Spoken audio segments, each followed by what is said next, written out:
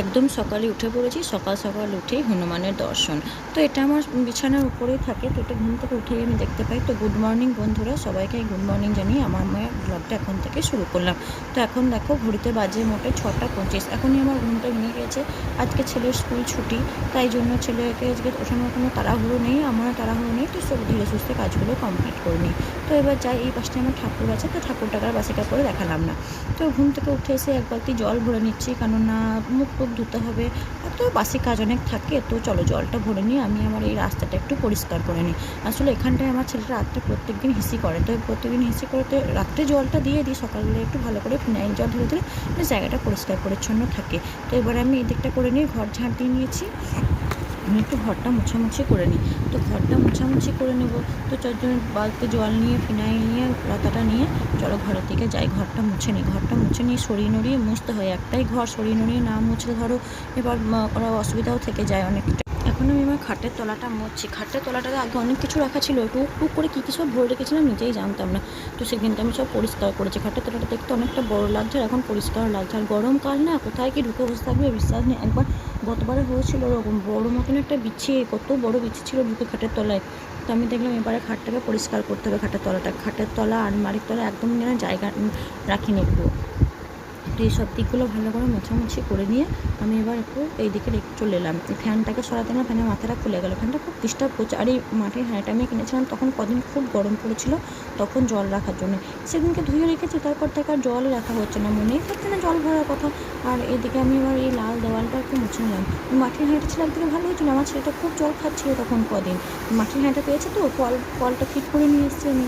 বেশ নতুন নতুন পাচ্ছি, তখন আর মিনিট জল চেষ্টা পাচ্ছিল। এখন আর জল খাওয়াতে, তখন দোষটা আমারও আছে, জলটা ভরতেই আমি ভুলে যাচ্ছি। জলটা না বালতিতে রেখে দিচ্ছি, ভরে দিলেই হয়, তাই নয়। তো এদিকে দেখো ঘরটর মুছে বারান্দা মুছে চলে এলাম। আমি বলছি ছেলে প্রতিদিন জামাকাপড় টুকটুক করে ছাড়ে, সেই জামাকাপড় ছাড়াগুলোকে অনেক কটা, তখন একবারে কেচে নিচ্ছি। আজকে শার্টটার পেয়ে চান করে একটু বাইরে যাওয়ার আছে, তাই একটু তাড়াতাড়ি কেচে নিচ্ছি। এই যে ছেলের গেঞ্জি প্যান্ট জোড়ায় শার্ট দিচ্ছি ভিজিয়ে। তো ছেলের জামা প্যান্ট আছে, আমার নাইটি আছে, আর কিছু নেই। আর আমার বরের একটা গেঞ্জি, একটা ট্রাকস্যুট আছে, এই টুকটুক করে আছে 5-6টা মতন জিনিস। আর ওই যে থাকে একটা রাত্রে যেটা গ্যাস ঢাকা দিই, সেই কাপড়টা, ওটা আমি প্রতিদিন সকালে কেচে দিই। তো আমার কাচাকুচি হয়ে গেল, দেখো কত সুন্দর করে কেচে কেচে স্নান করে নিয়েছি। এদিকে কটা মিলেছি, আর ওদিকে একটু তার আছে, ওদিকে মিলেছি। তো দেখো এদিকে আমার 7টা 25, একদম পুরো 1 ঘন্টা লাগলো আমার কাজটা করতে।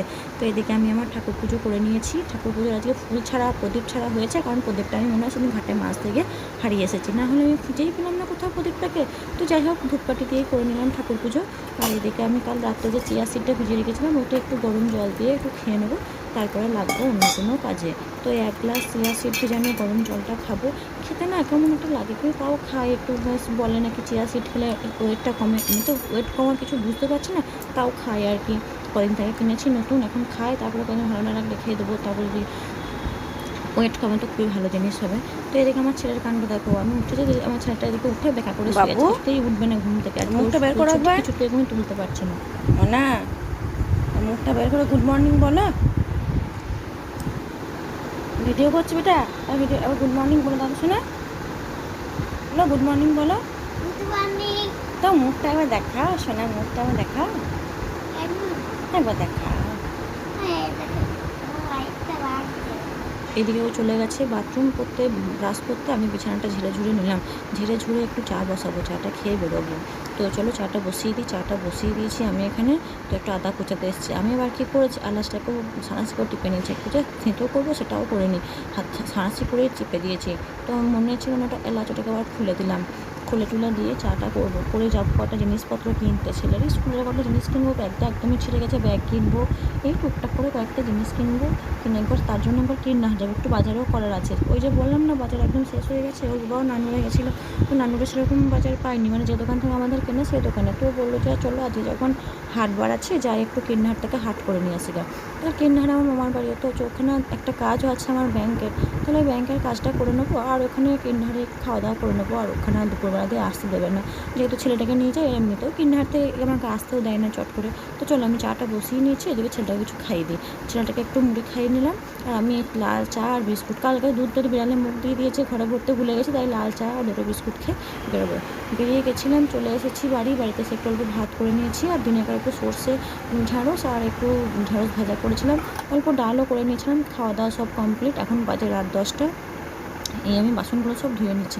রাত্রিবেলায় না আমি সমস্ত বাসন ধুয়ে রেখে দিই। এই ভিডিওটা আমার বর করছে, দেখো না ক্যামেরাটা কত রকম করে যে ঘোরাচ্ছিল, বকর বকর করে বকছিল, তার ঠিক ঠিকানা নেই। কত গল্প করছিলাম আমরা বক বক করতে করতে। ছেলেটাকে তো ঘুম পাড়িয়ে দিয়েছি, এবার দুজনে মিলে একটু খানিকক্ষণ গল্প করলাম।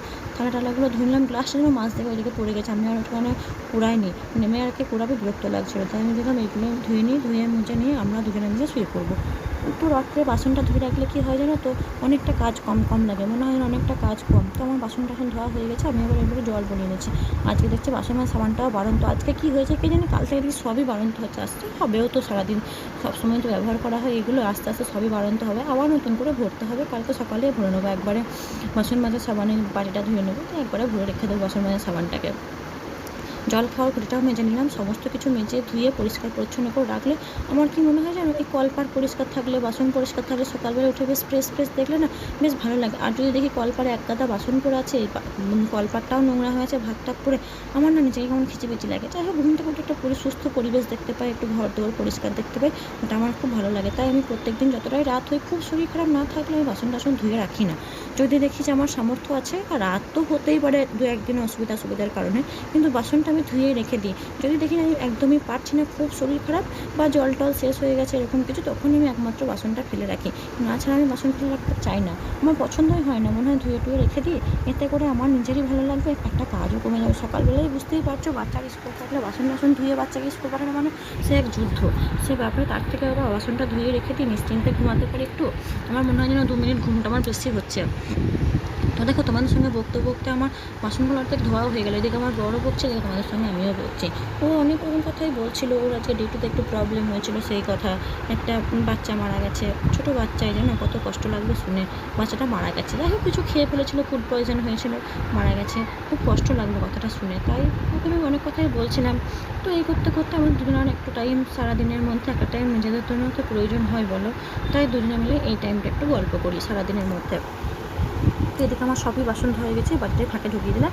চলো, বাসন ধোয়া আমার কমপ্লিট। এবার এই জায়গাটা একটু পরিষ্কার পরিচ্ছন্ন করে নিই, কেচে কুচে বলছি দেখছো, ভালো করে হাতে করে পরিষ্কার করে নিয়ে তারপর ভালো করে ধুয়ে নিয়ে এবার আমি বালতিটা উপর করে দেবো, বালতিতে যেন জল না জমে। আর সকালবেলা উঠে যেন, এমনিতেই বলে সকালবেলা উঠে খালি বালতি দেখতে নেই, তাই বালতি মগ সব উপর করে দিলাম। এবার একটু হাতটা ধুয়ে নিলাম। তো চলো যাই, এবার কালকের মতন আজকে রাতে এক গ্লাস চিয়া সিড ভিজিয়ে দিয়ে আমি এবার শুতে যাব। তো আমি এক চামচ চিনি, এই চামচের একটু পড়ে গেলো বলে আবার অল্প একটু তুলে নিতে হবে। তো চিয়া সিডটা আমি ঠান্ডা যখন ভিজাই, সকালে একটু গরম জল দিয়ে ভিজিয়ে নিই। তো যখন 1 গ্লাস গরম চিয়া সিড নিয়ে নিয়েছি ঢাকা, এবার ছোটো গ্লাসে 1.5 গ্লাস মতন জল দিয়েছি সকালে, এর সঙ্গে বড় গ্লাসে জল মেশাবো। তো চলো, ভিডিওটা আজ এই পর্যন্ত, ভালো লাগলে লাইক কমেন্ট শেয়ার করে দেবেন। তো দেখা হচ্ছে আবার নতুন একটা ভিডিওতে, তখন